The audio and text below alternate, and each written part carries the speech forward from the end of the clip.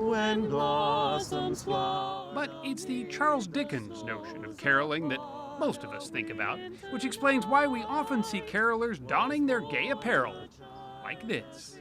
I hate to say it, but I like to think we're very decorative. Later on, we'll conspire. Nathan Rhoda is co-owner of the Dickens Carolers in Seattle.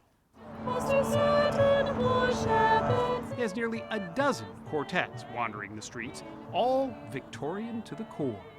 We get about 250 applications every year. For how many spots? For maybe 10 openings. Still through the cloven sky. Even near Seattle's bustling Pike Place Market, they can bring a little heavenly peace. We measure our success by how often we make people cry.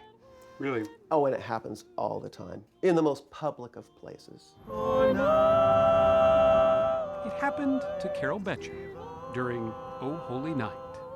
It was just completely in the moment and transfixed by them and by the music and the scene, and it was a very memorable.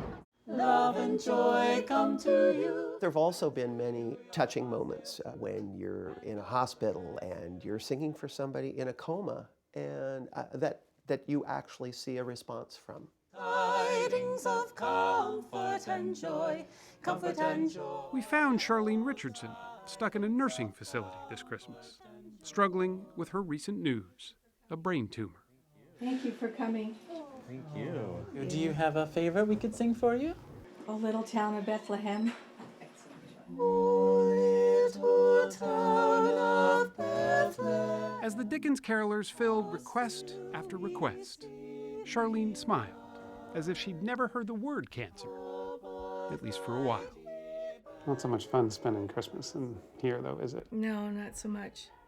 What did that all mean for you today? Oh, it brightened my spirits. It was wonderful.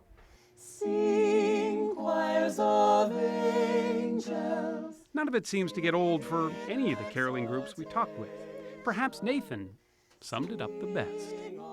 I've sung all of these hundreds of times. What makes it fresh is not how often I sing it, it's who I'm singing it for. They are the ones that make it new. On this night, his quartet was sent to this house as a surprise from a loving husband to his lovely wife. What other time of year would anyone answer the door at night to a group of total strangers? It's beginning to look a lot like Christmas. Let alone invite them in to sing. Oh, Christmas tree. Perhaps Christmas carols touch us so because they're like comfort food.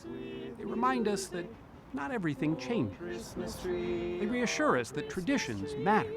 And, just like Frosty, they'll be back again next year. Merry Christmas.